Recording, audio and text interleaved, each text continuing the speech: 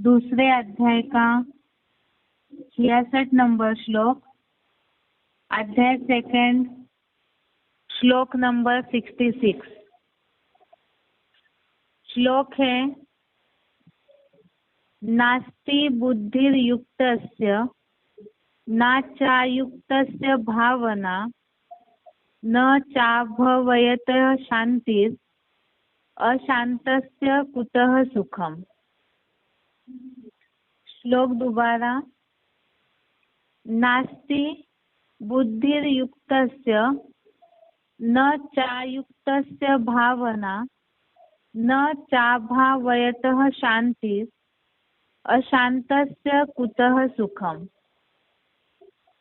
श्लोक का संधि विच्छेद है, न आस्ति न अस्ति बुद्धि अयुक्तस्य न च अयुक्तस्य भावना न च अभावयतः शांतिः अशांतस्य कुतः सुखम। संधि विच्छेद दोबारा, न अस्ति बुद्धिः अयुक्तस्य न च अयुक्तस्य भावना न च अभावयतः शांतिः अशांतस्य कुतः सुखम। अभी शब्दों का अर्थ देखते हैं। अयुक्तस्य अर्थात जो योगी नहीं, बुद्धि ही अर्थात उसको बुद्धि नास्ति च नहीं होती और अयुक्तस्य अर्थात भोगी व्यक्ति में भावना न अर्थात भावना नहीं होती, चा भावयतः अर्थात और भावनाहीन को, शांति ही अर्थात शांति न अर्थात नहीं होती, अशांतस्य अर्थात अशांत व्यक्ति को, सुखम कुतः अर्थात सुख कहाँ होगा। शब्दों का अर्थ दोबारा, अयुक्तस्य अर्थात जो योगी नहीं, बुद्धि ही अर्थात उसको बुद्धि नास्ति च अर्थात नहीं होती और अयुक्तस्य अर्थात भोगी व्यक्ति में भावना अर्थात भावना न अर्थात नहीं होती, चा भवयतः अर्थात और भावनाहीन को, शांति ही अर्थात शांति न अर्थात नहीं होती, अशांतस्य अर्थात अशांत व्यक्ति को, सुखम अर्थात सुख, कुतः अर्थात कहाँ होगा। श्लोक का अर्थ है, जो योगी नहीं उसको बुद्धि नहीं होती और भोगी व्यक्ति में भावना नहीं होती और भावनाहीन को शांति नहीं होती, अशांत व्यक्ति को सुख कहाँ होगा। एक बार दोबारा श्लोक का अर्थ देखिए, जो योगी नहीं उसको बुद्धि नहीं होती और भोगी व्यक्ति में भावना नहीं होती और भावनाहीन को शांति नहीं होती, अशांत व्यक्ति को सुख कहाँ होगा। हम श्लोक देख रहे हैं दूसरे अध्याय में अभी तक जो लेटेस्ट 1 हफ्ते से स्थिर बुद्धि के लिए। स्थिर बुद्धि होने के लिए क्या क्या आवश्यकता है वो हमने अभी तक देखा। एक तो इच्छाएं नहीं होनी चाहिए, आसक्ति नहीं होनी चाहिए, क्योंकि आसक्ति के कारण इच्छाएं, इच्छाओं के कारण क्रोध और क्रोध के कारण बुद्धि का नाश होता है। और भी बहुत सी बातें हमने देखी। खास तो अर्जुन ने भगवान से पूछा था स्थित प्रज्ञ के लक्षण क्या है, अर्थात स्थिर बुद्धि वालों के लक्षण क्या है। तो वही बातें भगवान अर्जुन को बता रहे हैं कि स्थिर बुद्धि वालों की निशानियां क्या क्या होगी। आज के श्लोक में भी जो स्थिर बुद्धि नहीं है उनके लिए खास क्यों नहीं है स्थिर बुद्धि, या बुद्धि की असली परिभाषा क्या है वो इसमें बताया है। जो योगी नहीं है उसको बुद्धि नहीं होती। अभी योगी माना क्या?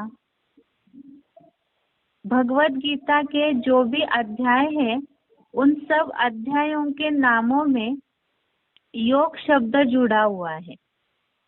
योग अर्थात ही जुड़ना, अर्थात यहाँ तो भगवान से जुड़ने की बात है, क्योंकि और कहीं भी अगर बुद्धि योग जुड़ा हुआ रहेगा तो जिस तरह से स्थिर बुद्धि की महसूसता होनी चाहिए वो नहीं होगी।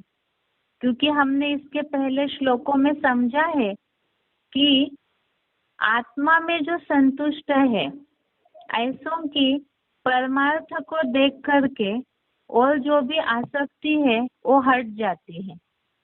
अर्थात जो ऐसा योगी है वही स्थिर बुद्धि वाला है जिनकी आसक्ति हट जाती है।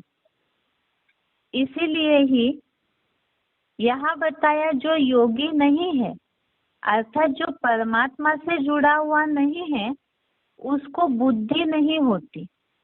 वास्तव में योग कैसे लगता है, योगी बनता कैसे है? योगी की बुद्धि जब परमात्मा से जुड़ी हुई होगी, बुद्धि योग कहा जाता है। अर्थात बुद्धि का जुड़ाव, बुद्धि की लगन, एकाग्रता से परमात्मा से जुड़ी हुई हो तो वास्तव में वही असली बुद्धिवान है। क्योंकि योगी नहीं उसको बुद्धि नहीं होती। और आगे लिखा हुआ है भोगी व्यक्ति में भावना नहीं होती। जो योगी नहीं है, अर्थात जो परमात्मा से जुड़ा हुआ नहीं है, जिनका बुद्धि योग परमात्मा से जुड़ा हुआ नहीं है, तो उनको बुद्धि नहीं है। और योगी नहीं है तो जरूर भोगी है। अभी यहाँ योगी नहीं, उसको बुद्धि नहीं होती। अर्थात ही जिनका बुद्धि योग परमात्मा से जुड़ा हुआ नहीं है तो योगी भी नहीं है और उनमें बुद्धि भी नहीं है। क्यों नहीं है बुद्धि? इसके क्लैरिफिकेशन में इस बात को लिखा है वो बुद्धिमानों की बुद्धि शिव से दूर है। अर्थात बुद्धिमानों की बुद्धि, जो हमने श्लोक देखा है 3 अध्याय का 42वां श्लोक, अध्याय 3 श्लोक नंबर 42, इसमें बताया है कि बुद्धिमानों की बुद्धि एक ईश्वरी है, परमात्मा ही है। फिर जो बाकी इस दुनिया में जो भी बुद्धिमान माने जाते हैं लोग, कलयुग के अंत में जो भी बुद्धिमान वर्ग माना जा रहा है, जो इस संसार की या भौतिक दुनिया की इतनी बढ़ोतरी कर रहे हैं, विकास कर रहे हैं, प्रगति कर रहे हैं, तो उन्हें क्या कहा जाएगा? उनके पास बुद्धि है। आज का समाज, आज की दुनिया वैज्ञानिकों को या जो बहुत टैलेंटेड है, जिनका दुनिया में बहुत मर्तबा है, वो तो उन्हें ही बुद्धिमान समझ रहे हैं। लेकिन क्या वो असली बुद्धिमान है? वास्तव में बुद्धिमान तब कहा जाए जब बुद्धि निर्माणशील हो, कुछ नवनिर्माण करे। तो वैज्ञानिक जो है वो तो दुनिया को, आज की कलयुगी जो दुनिया है उसका तो नवनिर्माण ही तो कर रहे हैं। जब वो नवनिर्माण कर रहे हैं तो ये कैसे माना जाएगा कि उनमें बुद्धि नहीं है। वास्तव में यहाँ बुद्धि वो कही जाए जो सात्विकी बुद्धि हो, सात्विक बुद्धि, सतोप्रधान बुद्धि, जो इस समाज की अविनाशी रीति से बढ़ोतरी करे। लेकिन आज की दुनिया में जो भी बुद्धिमान लोग हैं उनकी जो बुद्धि है वो तामसी बुद्धि है, और वो जो भी निर्माण कर रहे हैं उसका रिजल्ट जो है वो विनाश की ओर ही इस दुनिया को ले जा रहा है। इसके लिए हमने बेसिक कोर्स के श्लोकों में भी समझा था कि ऐसे जो भी जिसका रिजल्ट, जिस कर्म का रिजल्ट शुरू में अमृत समान लगता हो और अंत उसका विष समान हो, अर्थात विनाशकारी हो, तो उसको वास्तव में सात्विक बुद्धि नहीं कहा जाएगा, वो तामसी बुद्धि है। हमने बुद्धि के टॉपिक में बहुत से ऐसे श्लोकों को समझा था कि तामसी बुद्धि वालों की निशानी क्या है। जो संकुचित बुद्धि होगी, कुछ लिमिटेड समाज का कल्याण करती होगी, या स्वार्थी होगी बुद्धि, या तो विनाश जिसका रिजल्ट हो, वास्तव में ऐसी बुद्धि को बुद्धि नहीं कहा जाएगा, क्योंकि वो तामसी कर्म करने वाली बुद्धि है। और इसीलिए ही वास्तव में सात्विक बुद्धि जो है वही असली बुद्धिमान है। और यहाँ परमात्मा जो शांति के सागर है, सुख के सागर है, जो सर्व गुणों से भी परे है, तो उनसे जिनका बुद्धि का जुड़ाव है, बुद्धि योग जुड़ा हुआ है, तो उनमें ही वो सात्विक बुद्धि निर्माण हो सकती है। और ऐसे जिनका बुद्धि योग लगा हुआ है वही वास्तव में योगी है। ये तो हो गई योगी की, बुद्धि वालों की परिभाषा। अब जो योगी नहीं है उसको बुद्धि नहीं होती है, अर्थात जो परमात्मा से जुड़े हुए नहीं है।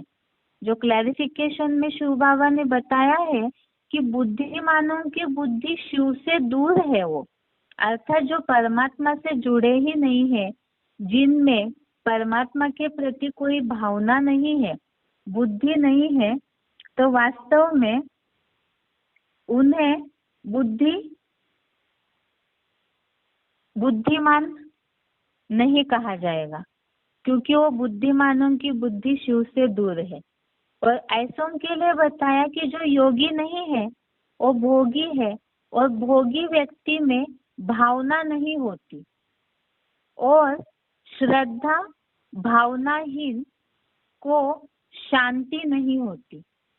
अब भोगी व्यक्ति में भावना नहीं होती, ये क्यों कहा है? जो योगी नहीं है तो भोगी है।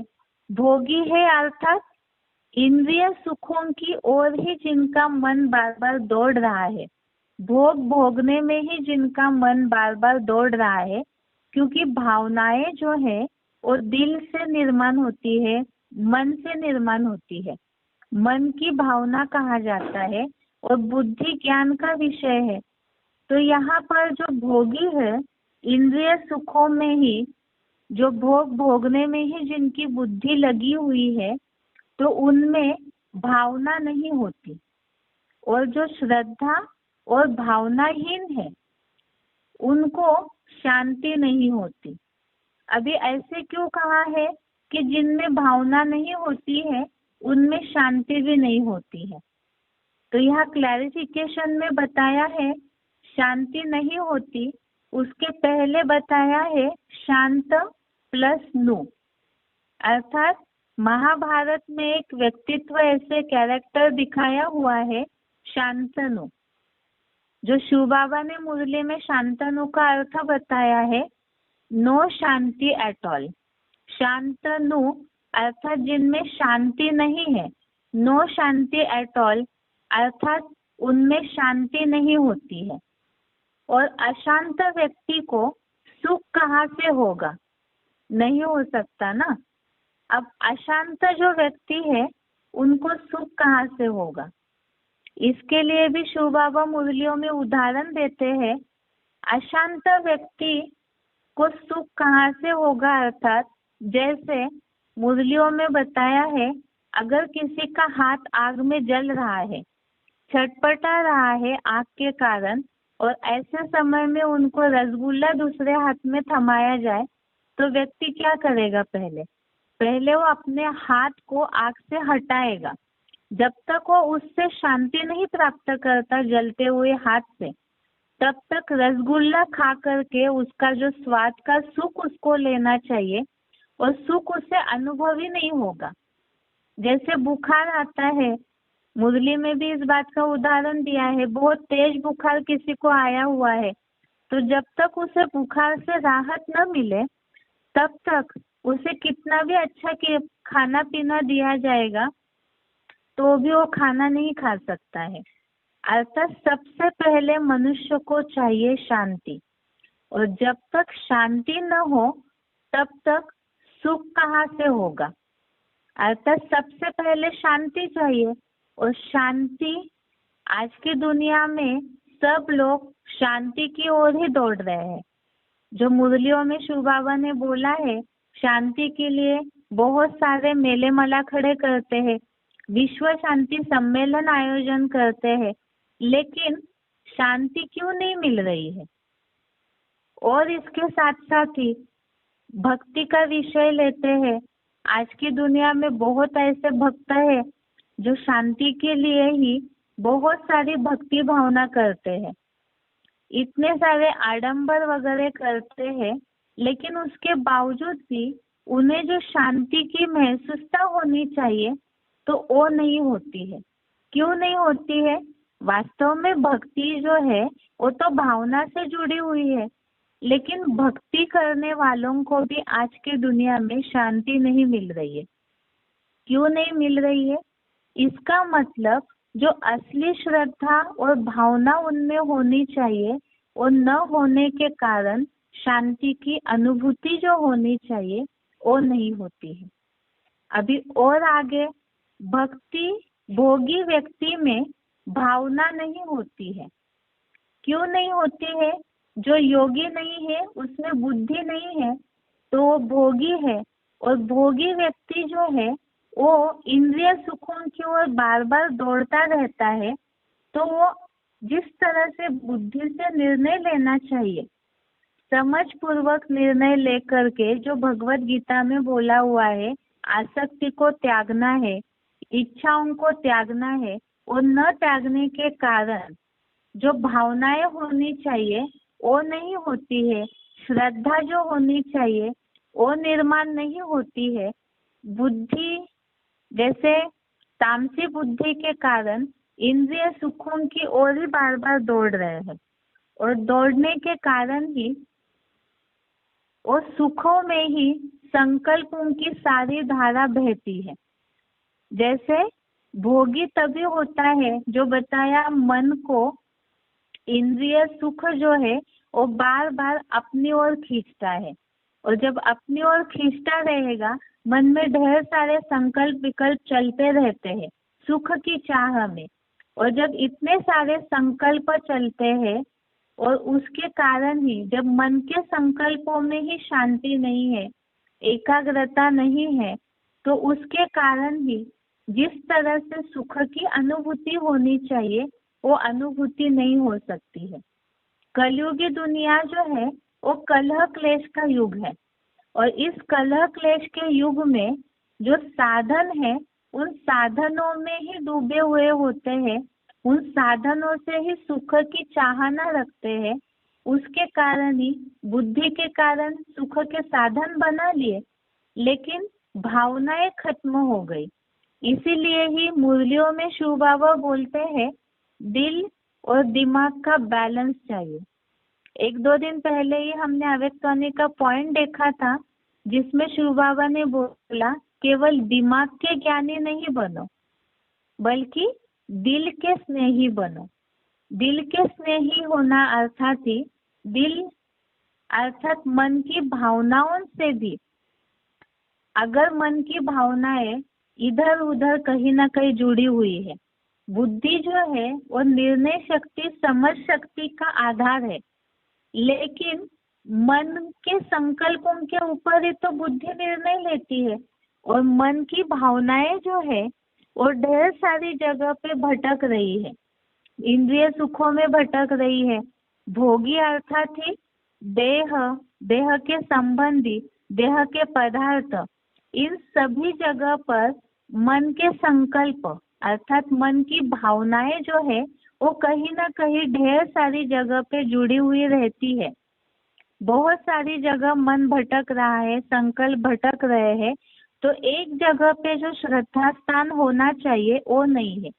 भावनाहीन इसलिए बोला हुआ है, नो शांति एट ऑल इसलिए बोला हुआ है क्योंकि श्रद्धा और भावना जो है वो कहीं एक जगह जुड़ी हुई होनी चाहिए।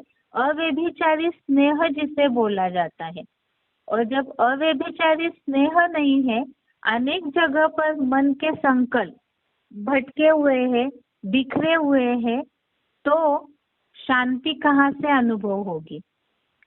सुख भोगने की चाह में अनेक जगह पर मन का भटकाव होता है, और ऐसा भटकाव जहाँ पे होगा उसके कारण बुद्धि का योग भी एक जगह जुड़ा हुआ नहीं रहता है। निर्णय शक्ति, समझ शक्ति के आधार से एक जगह पे जो बुद्धि का कांटा जुड़ा हुआ होना चाहिए वो जुड़ा हुआ नहीं रहता है।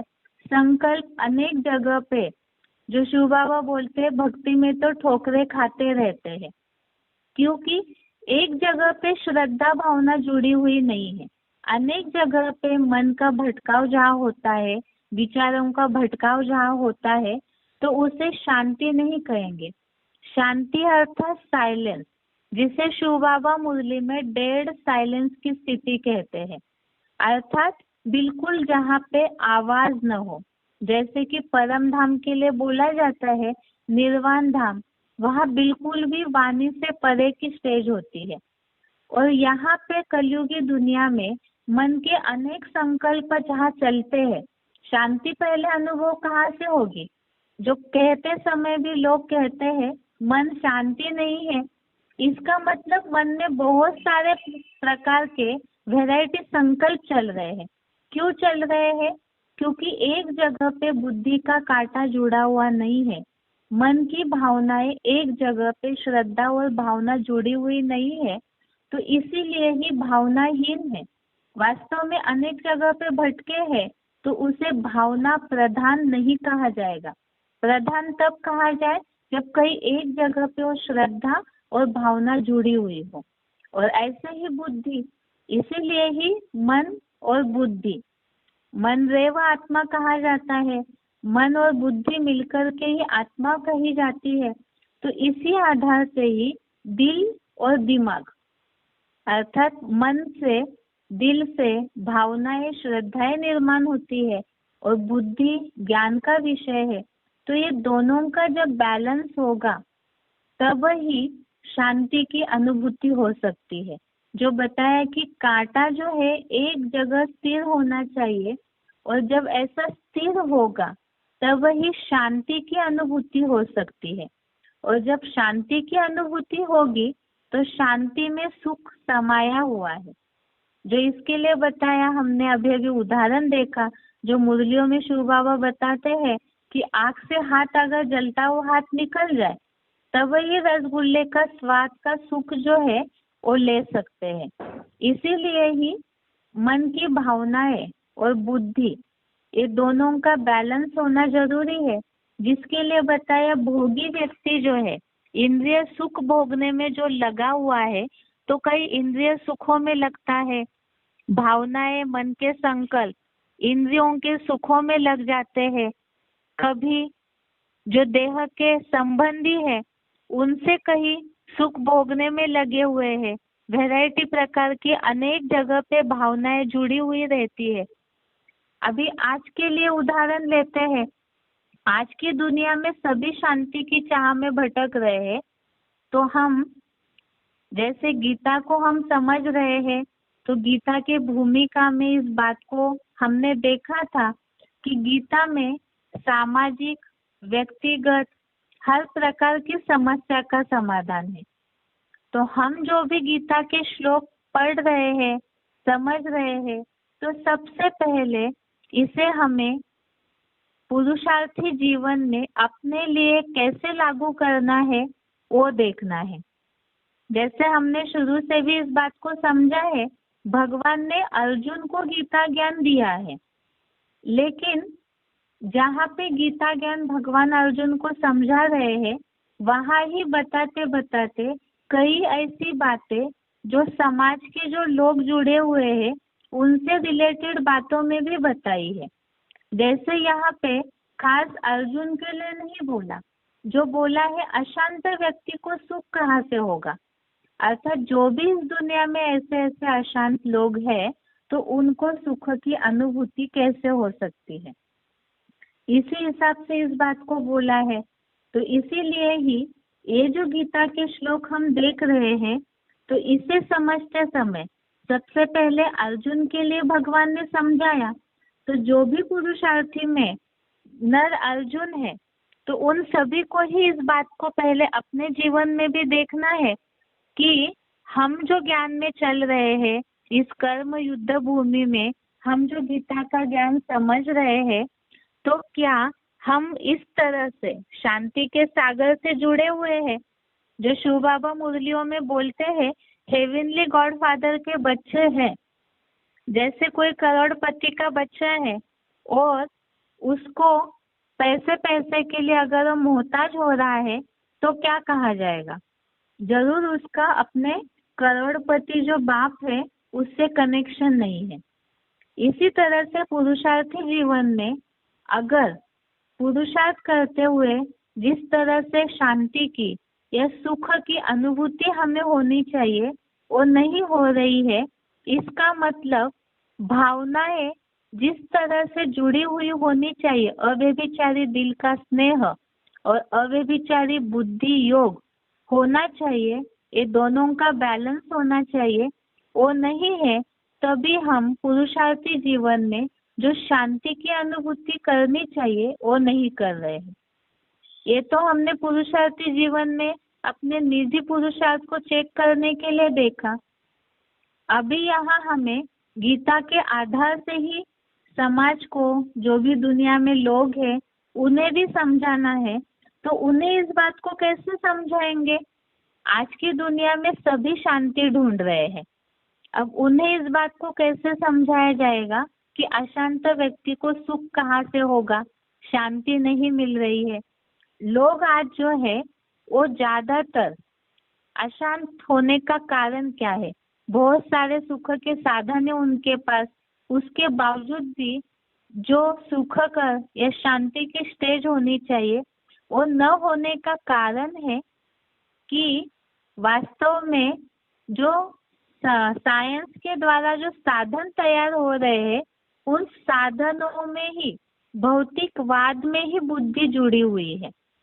और ऐसी जहाँ पे भौतिकवाद में साधनों में बुद्धि जुड़ी हुई है, तो उसके कारण ही शांति की जो अनुभूति होनी चाहिए वो नहीं हो पाती अनुभूति, क्योंकि भावनाएं जो है वो साधनों के आधार पर सुख चाहती है, और जैसे ही वो साधन हट जाते हैं, सुख भोगने के साधन हट जाते हैं, वैसे ही सुख भी हट जाता है और शांति भी हट जाती है। और इसीलिए क्या करना जरूरी है, इसके लिए खास इस श्लोक में उपाय बताया है कि बुद्धिमानों की बुद्धि शिव से दूर जो है उसे बुद्धि ही है ऐसे नहीं कहा जाएगा, और ऐसा जो बुद्धिवान नहीं है वो भोगी है, और भोगी व्यक्ति में भावना नहीं होती है। और ऐसे जो भावनाहीन है, श्रद्धाहीन है, जिसकी एक जगह पे श्रद्धा नहीं जुड़ी है, कई साधनों में श्रद्धा जुड़ी है, कई व्यक्ति विशेष में जुड़ी हुई है, तो अनेक जगह पे भटकाव है, तो उन्हें शांति की अनुभूति नहीं हो सकती है। जैसे आज देखते हैं हम, कोई भी एक समाज का उदाहरण अगर ले, तो जो भी लोग आज काम कर रहे हैं, पहले तो भक्ति की बात लेते हैं, भक्ति भावना का विषय जुड़ा हुआ है। भक्ति में ऐसे होता है, पहले के जो भी भक्त है जिनका नाम इतिहास में प्रसिद्ध है, तो वो उनके ऊपर बहुत सारे अत्याचार हुए, लेकिन उसके बावजूद भी उनके जीवन में जो भी जीवन चरित्र दिखता है उसमें अशांति नहीं नजर आती है। वो अपने ही इसमें भक्ति भावना में पूरा तल्लीन होते थे। और आज की दुनिया में इतने आडंबर निर्माण हुए हैं भक्ति के आधार से, भक्ति के, तो भी लोग शांति की अनुभूति क्यों नहीं करते हैं? क्योंकि आज जिस तरह से श्रद्धा भावना से भक्ति करनी चाहिए वो नहीं करते हैं। भगवान के पास जाते भी है, दुनिया में लोग आज इस बात को जानते हैं। कई जगह पे ऐसे लोग कहते भी है कि आज भक्ति जो है एक बिजनेस का विषय हो गया है।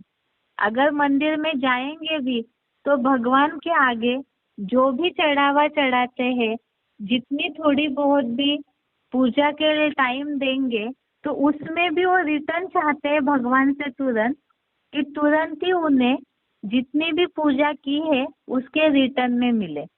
ये तो लोग सब जानते हैं इस बात को कि जो भी चढ़ावा चढ़ाते हैं या जो कुछ भी वो पूजा अर्चना करते हैं, तो भक्ति में तुरंत ही जहाँ भी साधु संतों के पास भी जाते हैं या कहीं भी जाते हैं, तो वो तुरंत ही उसका रिटर्न मांगते हैं। ऐसे रिटर्न मांगने के कारण ही उन्हें जिस तरह से प्राप्ति होनी चाहिए वो प्राप्ति नहीं हो सकती है। इसीलिए बोला हुआ है कि जो श्रद्धाहीन है, भावनाहीन है, उनको सुख कहाँ से होगा।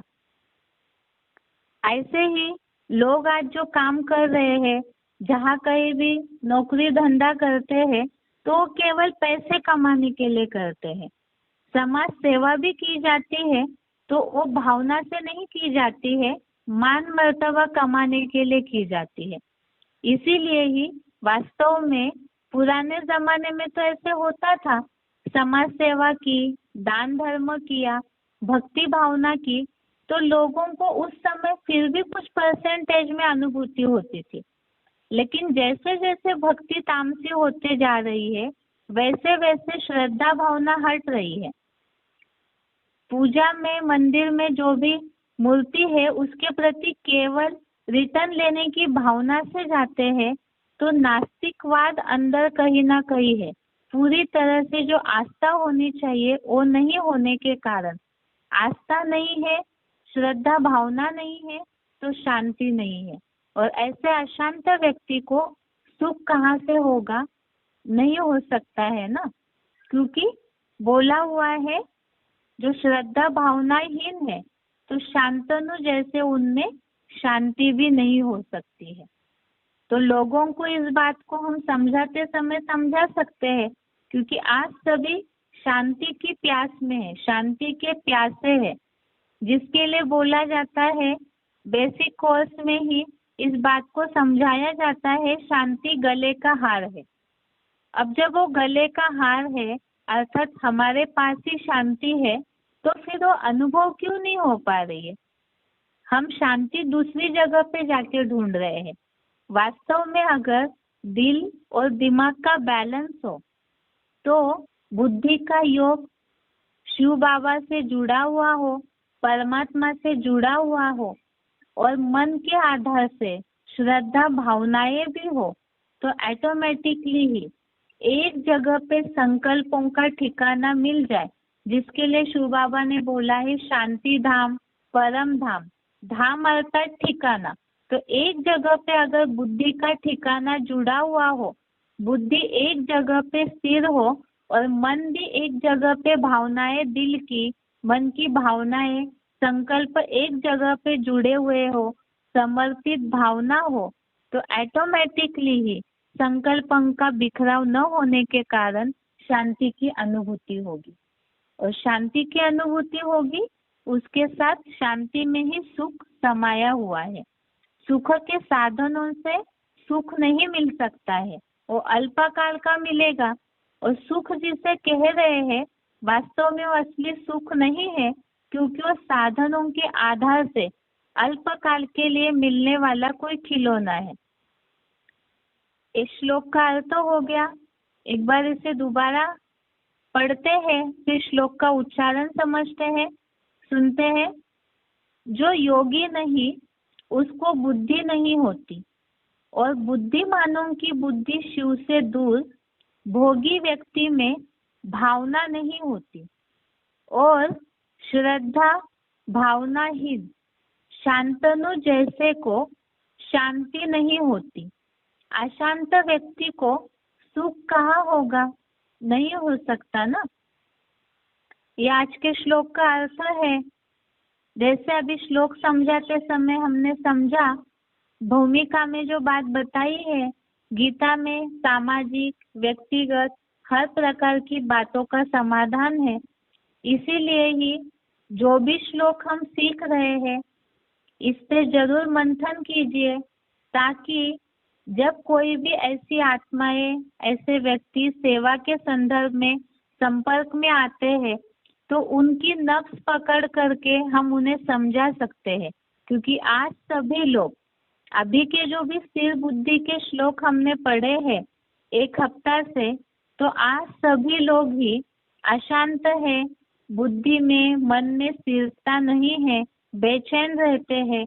तो ये अगर कारण हम उन्हें श्लोक के आधार से, भगवान ने जो गीता में बताया है उस आधार से समझाएंगे, तो इन बातों को, जिनमें भी थोड़ी बहुत परसेंटेजली भक्ति भावना बची है, और जरूर इस बात को स्वीकार करेंगे।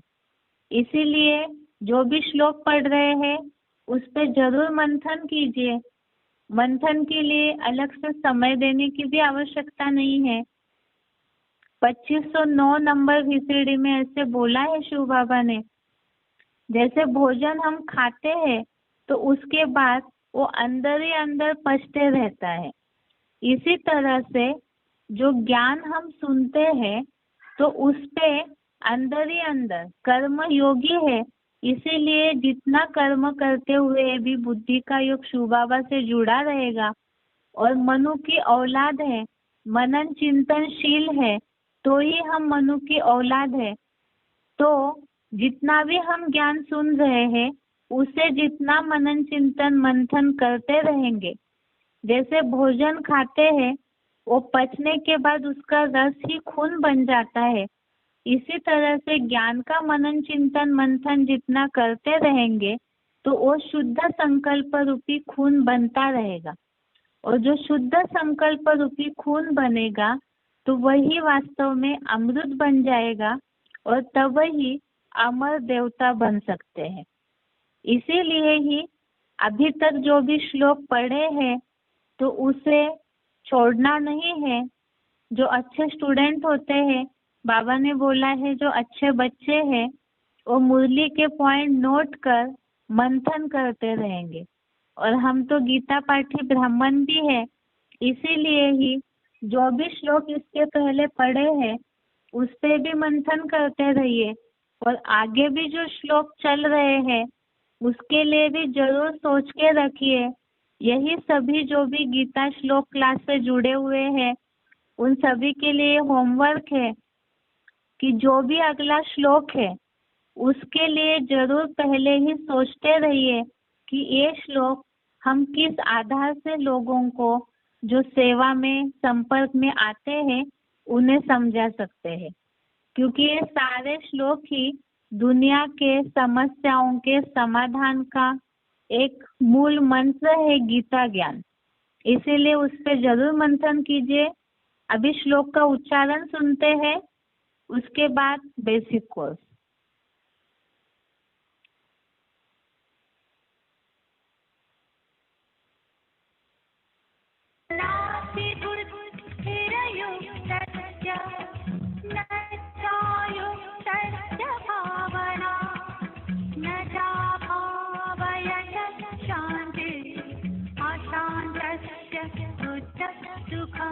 जो योगी नहीं उसको बुद्धि नहीं होती, और बुद्धिमानों की बुद्धि शिव से दूर। भोगी व्यक्ति में भावना नहीं होती, और श्रद्धा भावना ही शांत प्लसनु जैसे को शांति नहीं होती। अशांत व्यक्ति को सुख कहाँ होगा, नहीं हो सकता ना।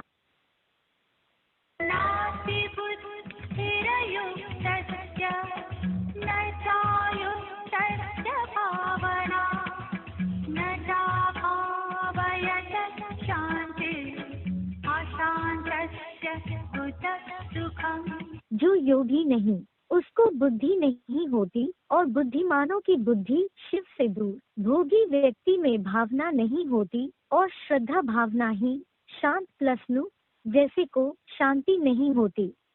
अशांत व्यक्ति को सुख कहाँ होगा, नहीं हो सकता ना।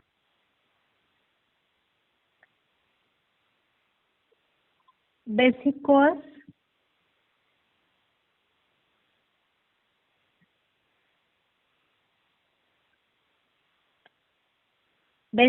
देख करके बहुत लंबा समय हो गया है, इसलिए थोड़ा सा पीछे का बैकग्राउंड पहले समझते हैं।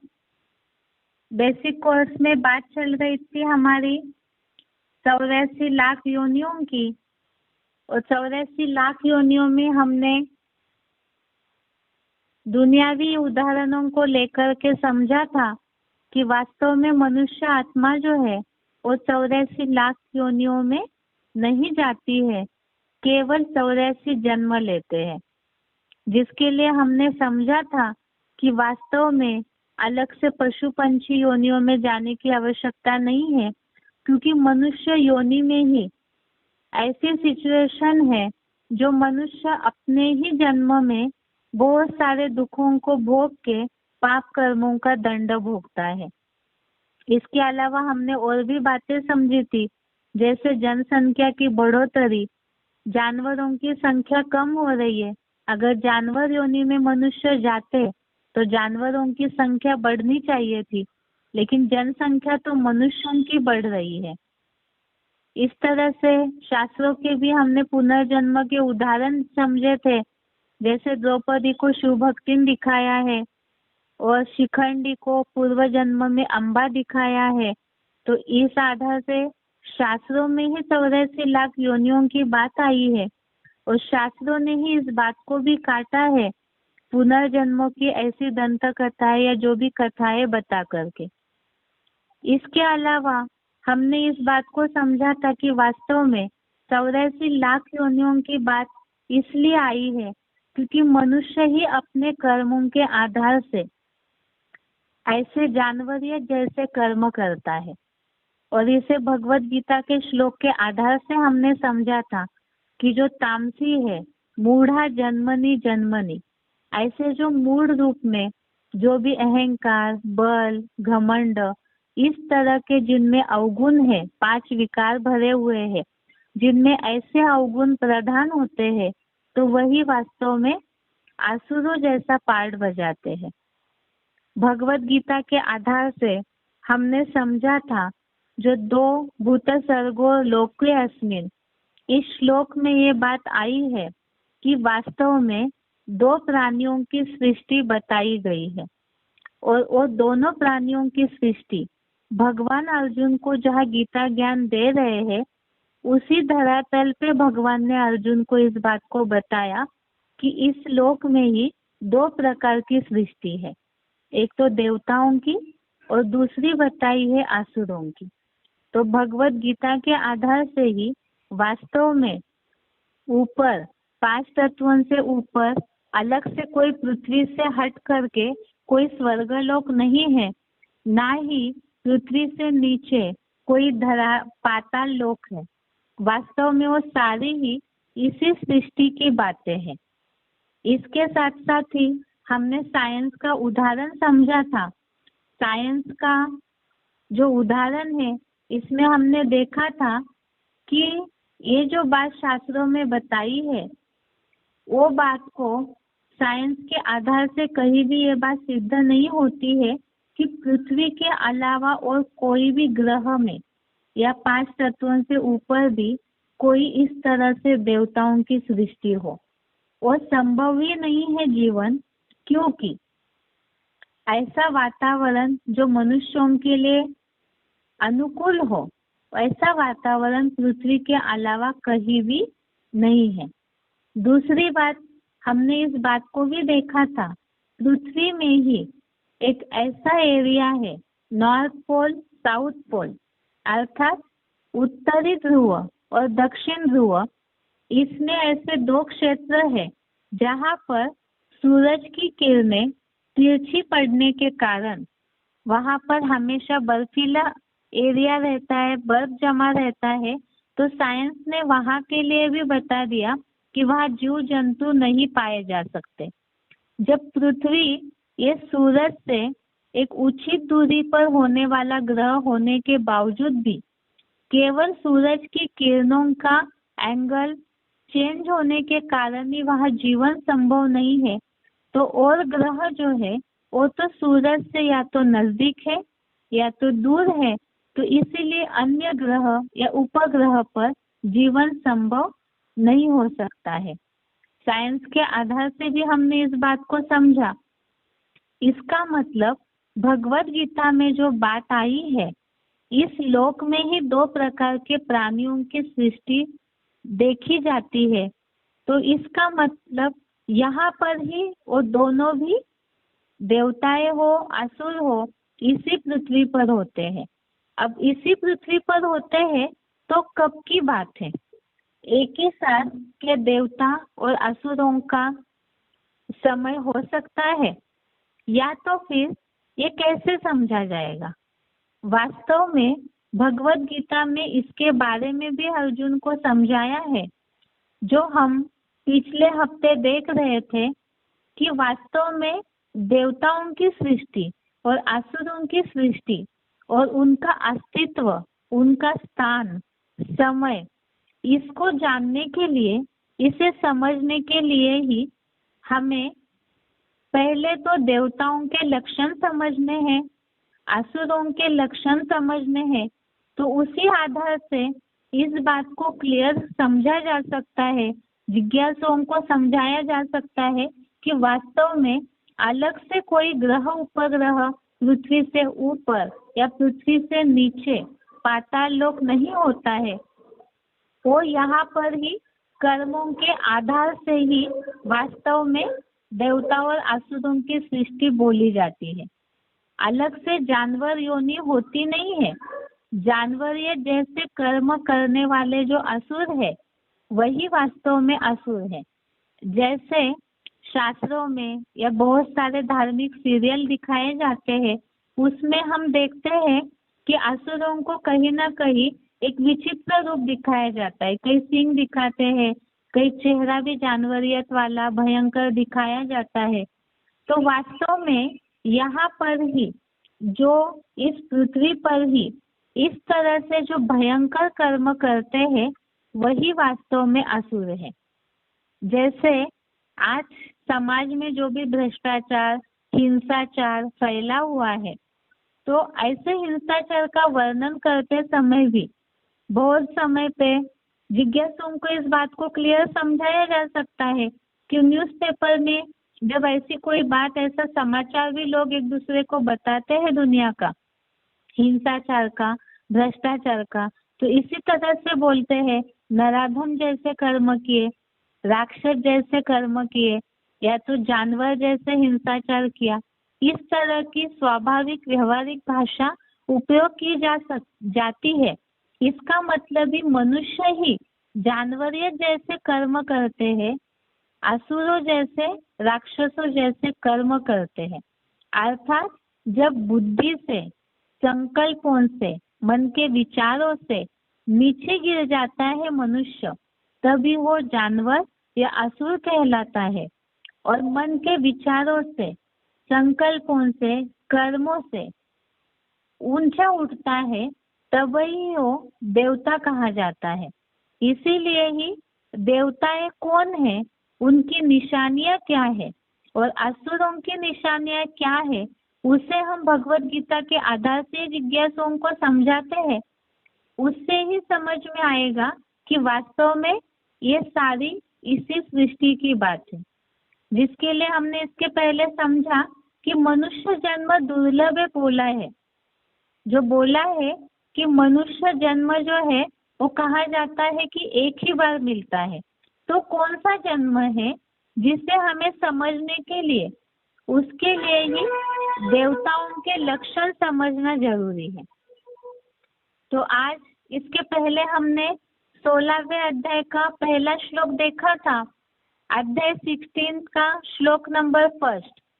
इसमें देवताओं के लक्षण बताए हुए हैं। भगवत गीता में भगवान ने अर्जुन को दैवी संपदा के साथ जो जन्म लेते हैं यह देवताई गुणों के लक्षण बताए हैं। तो वास्तव में हम इस बात को समझा सकते हैं जिज्ञासुओं को, जो दुनिया में बोला जाता है जो कांटे जैसी आत्माएं दुखदाई, और यहाँ भगवान ऐसे दुखदाई जो है कांटे जैसे उन्हीं को ही फूल जैसा बनाते हैं। तो ऐसे जो निशानियां हैं वो 16वें अध्याय का फर्स्ट श्लोक, उसमें देवताओं के लक्षण बताए हैं। श्लोक है, अभयम सत्व संशुद्धि ज्ञान योग व्यवस्थिति दानम दमश्च यज्ञश्च स्वाध्याय तप आर्जवम। श्लोक का अर्थ है इसमें सारे ही दैवी गुण बताए हुए हैं।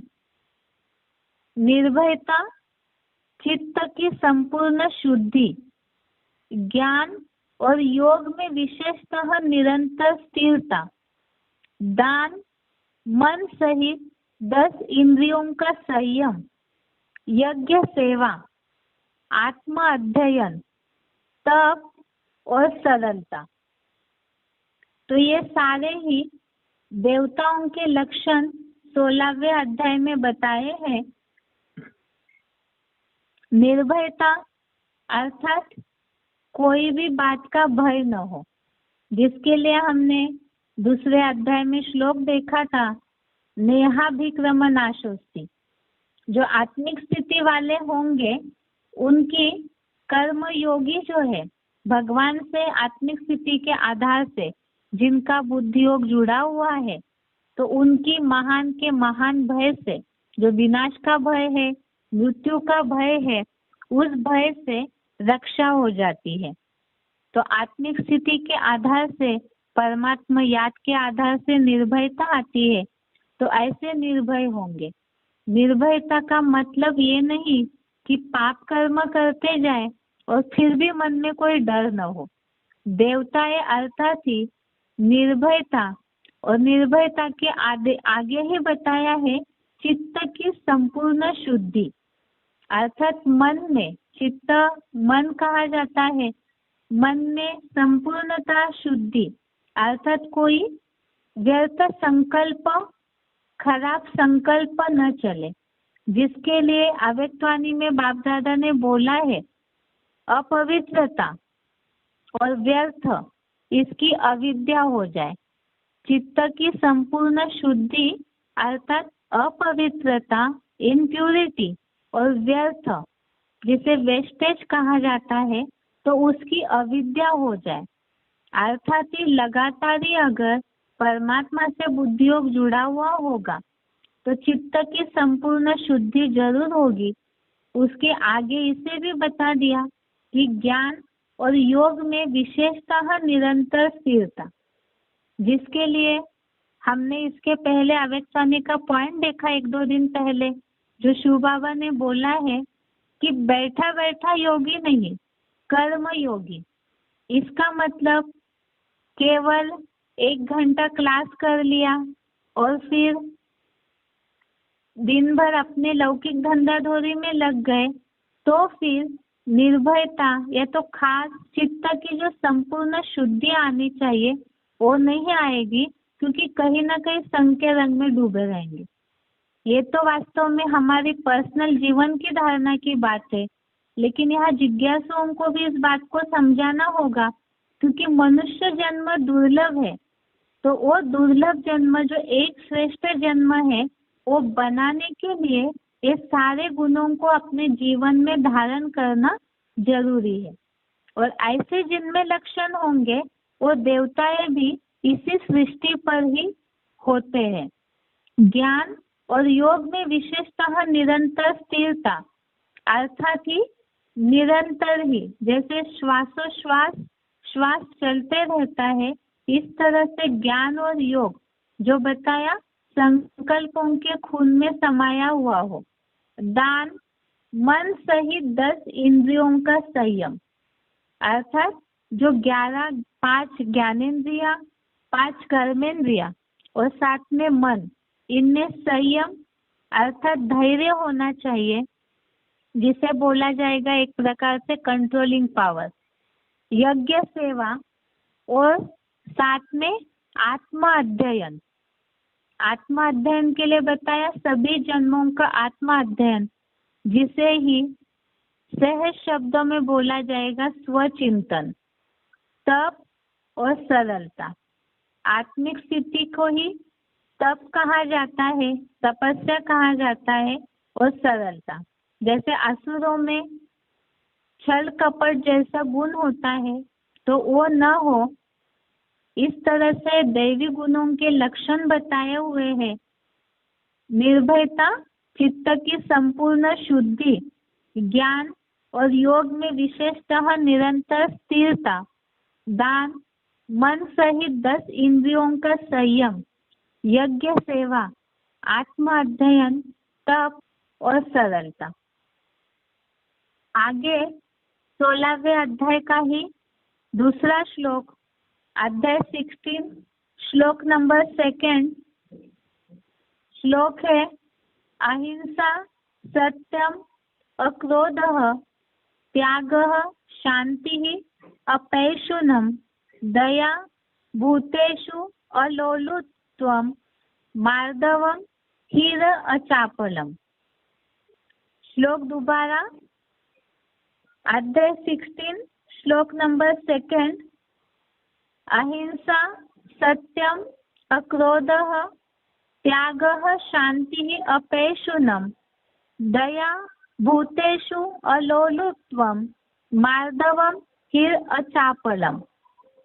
अर्थात मन वचन कर्म से दुख न देना, ऐसी अहिंसा।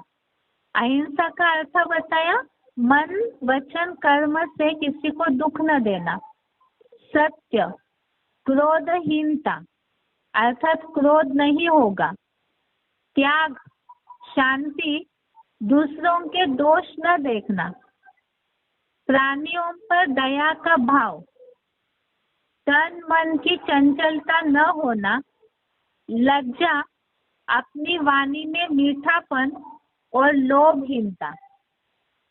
यह 5 विकारों को ही अलग अलग प्रकार से बताया है।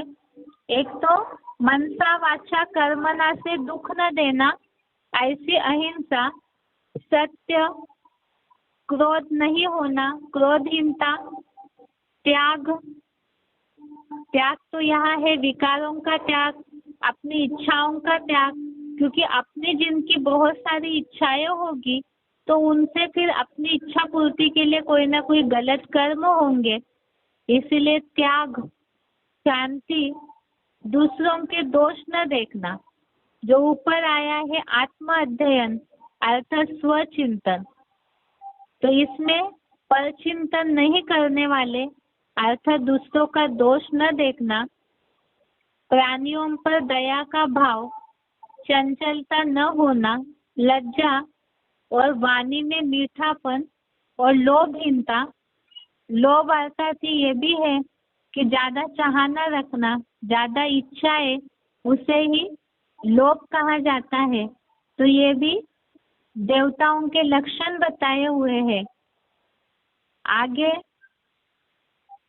16वें अध्याय का तीसरा श्लोक, अध्याय 16, श्लोक नंबर 3, इसमें भी देवताओं के लक्षण ही बताए हुए हैं। तेजः, क्षमा, धृतिः, शौचम, अद्रोह, नातिमानिता, भवन्ति संपदम दैवीम अभिजातस्य भारत। श्लोक दोबारा देखिए, अध्याय 16, श्लोक नंबर 3, तेजः, क्षमा, धृतिः, शौचम, अद्रोह, नातिमानिता, भवन्ति संपदम दैवीम अभिजातस्य भारत। अर्थात हे भरतवंशी, तेजस्विता, क्षमा, यथोचित धैर्य, मन और तन से अंदर बाहर की शुद्धता, किसी से द्रोह न करना, देहधारी होते भी अधिक मान न करना, ये सभी गुण सत्य सनातनी दैवी संपदा सहित जन्म लेने वालों के होते हैं, असुरों के नहीं। तेजस्विता अर्थात तेज, शिव बाबा जिसके लिए बोलते हैं योग बल का तेज होता है, अर्थात परमात्मा जो ज्ञान सूर्य है उनसे बुद्धि का योग जुड़ा हुआ होगा तो उससे ही आत्मा में तेज आएगा, योग बल का तेज आएगा। तो तेजस्विता, क्षमा अर्थात माफ करने की भावना, यथोचित धैर्य जिसे हमने पहले समझा संयम, धैर्य, कंट्रोलिंग पावर जिसे धीरता कहा जाएगा, या तो जैसे कईयों का ऐसे होता है कि कोई भी काम हो जल्दी होना चाहिए, इच्छाओं की पूर्ति जल्दी होनी चाहिए, तो उसमें कंट्रोलिंग पावर नहीं होती, उतना रुक नहीं सकते, धीरज नहीं रख सकते हैं, तो उसे धैर्य कहा है। मन और तन से अंदर बाहर की शुद्धता, तो ये तो खास जरूरी चीज है जिसे शुद्धता को ही एक प्रकार से पवित्रता बोला जाता है। मन की शुद्धता अर्थात व्यर्थ संकल्पों से अविद्या हो जाए। तन से अंदर बाहर की शुद्धता, मन और तन दोनों से अंदर बाहर की शुद्धता। तो तन की शुद्धता के लिए तो हम इस बात को समझा सकते हैं, जैसे देवताएं हैं तो देवताओं के मंदिर में भी जाते हैं तो लोग कितना साफ सुथरे होकर के जाते हैं, तो इसीलिए ही तन की शुद्धता भी जरूरी है और ये देवताओं के लक्षण है। और साथ में मन भी साफ सुथरा हो, मन में व्यर्थ संकल्प, बहुत सारी इम्प्यूरिटी की जो भावनाएं हैं या पांचों विकारों से रिलेटेड जो भी बातें हैं तो वो न हो, इसे ही शुद्धता बोला है। और किसी से द्रोह न करना, अर्थात जिसे छल कपट बोला जाता है, धोखेबाजी बोला जाता है, इस तरह से द्रोह न करना, अधिक मान न करना देहधारियों का, क्योंकि पार्शलिटी में आता है।